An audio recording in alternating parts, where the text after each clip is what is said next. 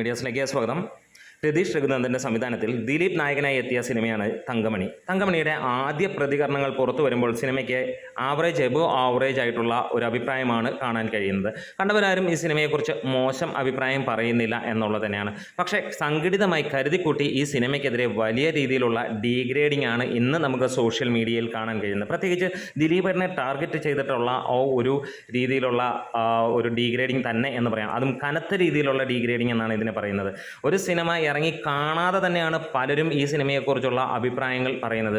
Cinema കണ്ടിറങ്ങിയ ഒട്ടുമിക്ക ആളുകൾക്കും ഈ പറഞ്ഞ അഭിപ്രായം തന്നെയായിരുന്നു, എബോ ആവറേജ് അല്ലെങ്കിൽ ആ റേഞ്ചിലാണ്. പ്രത്യേകിച്ച് ദിലീപിൻ്റെ അഭിനയം തന്നെയാണ് ഹൈലൈറ്റായി ഈ സിനിമയെ നിൽക്കുന്നത്. ഇന്നലെ സിനിമയ്ക്ക് കാണാൻ കഴിഞ്ഞിരുന്നത് പ്രീ സെയിലായിട്ട് വന്നിരുന്നത് 20 ലക്ഷം രൂപയ്ക്ക് മുകളിലാണെങ്കിൽ ഇന്ന് ഇതുവരെയുള്ള ട്രാക്ഡ് കളക്ഷൻസ് വരുമ്പോഴത്തേക്ക് 31 ലക്ഷം രൂപയ്ക്ക് മുകളിൽ വന്നിരിക്കുന്നു എന്നുള്ളതാണ്.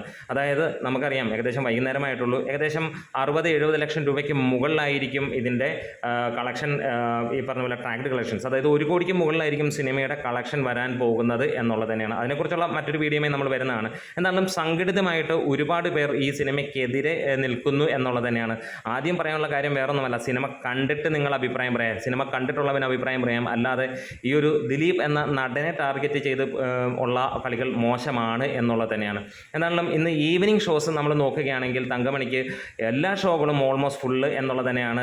നമുക്ക് അതിൻ്റെ സ്ക്രീൻഷോട്ടും ഇതിൻ്റെ കൂടെ തന്നെ വെക്കുന്നുണ്ട്. എന്തായാലും എറണാകുളമൊക്കെ നോക്കുമ്പോഴത്തേക്ക് ഒട്ടുമിക്ക സ്ഥലങ്ങളിലും ഓറഞ്ച് അലർട്ടാണ്, ചില സ്ഥലങ്ങളിലൊക്കെ ഹൗസ്ഫുൾ ആയിട്ടുണ്ട് എന്നുള്ളത് കൂടിയാണ് എടുത്തു പറയാനുള്ളത്. അപ്പോൾ വേറെ ഒന്നുമില്ല, നമ്മുടെ വീഡിയോ ഇഷ്ടമെങ്കിലും ഒന്ന് സപ്പോർട്ട് ചെയ്യാമെന്ന് അഭ്യർത്ഥിക്കുന്നു. സിനിമ കാണുക, കണ്ടിട്ട് അഭിപ്രായം പറയുക എന്നുള്ളതാണ് പറയാനുള്ളത്. അല്ലാണ്ട് വെറുതെ വ്യൂസിന് വേണ്ടിയിട്ടോ അല്ലെങ്കിൽ ദിലീപ് എന്ന നടനെ ടാർഗറ്റ് ചെയ്തിട്ടോ ഈ ഒരു സിനിമയ്ക്ക് ഡിഗ്രേഡ് ചെയ്യുന്നത് വളരെ മോശമായിട്ടുള്ള ഒരു കാര്യം തന്നെയാണ്.